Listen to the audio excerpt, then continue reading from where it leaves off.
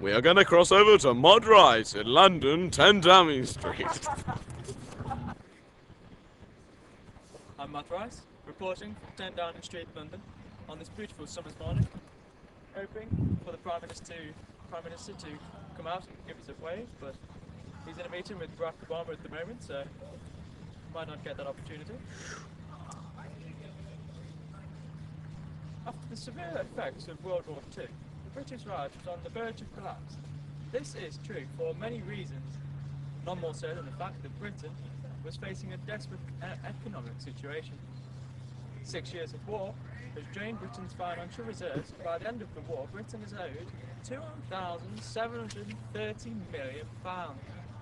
For these reasons, maintaining India is no longer economically viable. Additionally, there is evidence to suggest that the GB government is on the verge of collapse, because with the days of the Raj numbered, police loyalty has swayed towards those who would inherit power and control. Viceroy Wavell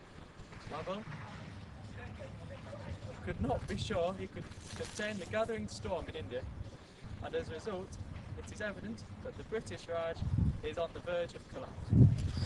Furthermore, the final plan indicates that the British Raj government is on the verge of collapse. This is because the Raj, especially Viceroy Mountbatten, is desperate to get out of India as soon as possible before the subcontinent goes down crashing in flames.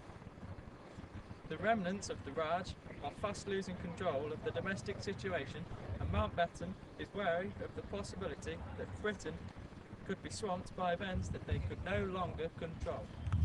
However, more importantly, the steel frame of the ICS, which has held India together in the heyday of the British Raj, is now reduced to a mere skeleton of Indians to whom their friends and family look for patronage.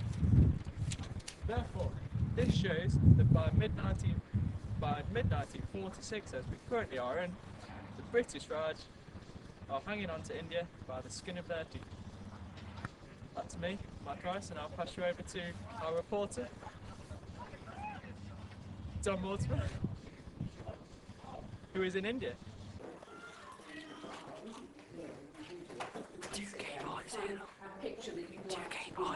And then that can be the introduction.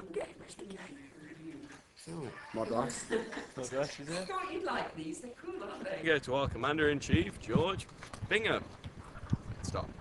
Well, over the past few days, excuse me, sir, as we are currently in February 1946, 20,000 sailors from the Royal Indian Navy. I'll start again. Hello, I am George Bingham, Commander-in-Chief, and I am reading. Very rude man. You very, very rude man. Sorry. Very rude. I'm going to read a statement.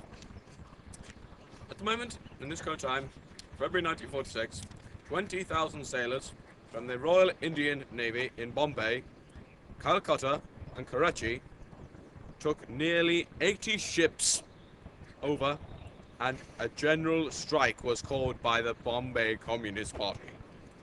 Congress persuaded mutineers to surrender, fortunately, but this angered many supporters of both the Congress and the Muslim League. Congress? Exactly so.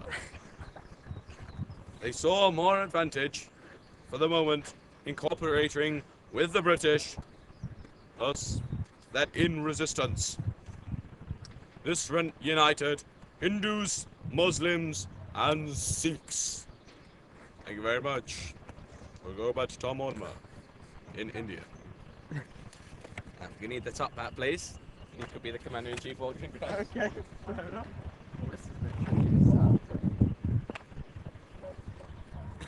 It's a key one. Tricky one.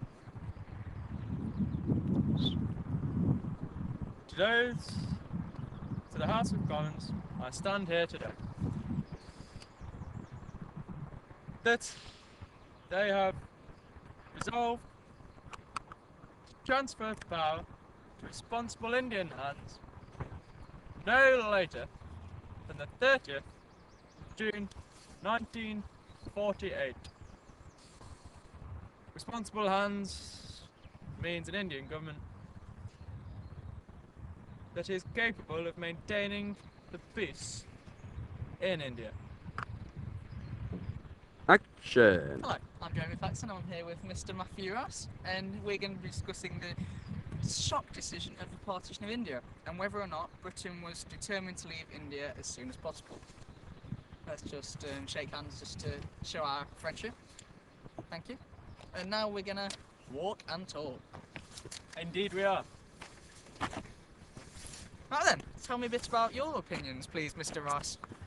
Well, if I'm going to be frank with you, We I don't know think who Frank is. Bruno. We don't know who Frank is, but we're gonna be Frank. Off you go. I think the British government are keen to leave India because of many reasons. One of the most important reasons is because of the drastic economic situation that we find ourselves in. Okay. 6 years of war has strained Britain's finances, and so we haven't enough soldiers to enable us to control the situation in India. Not enough soldiers. Not enough soldiers. Not good. Therefore, I think that it's essential that we find a solution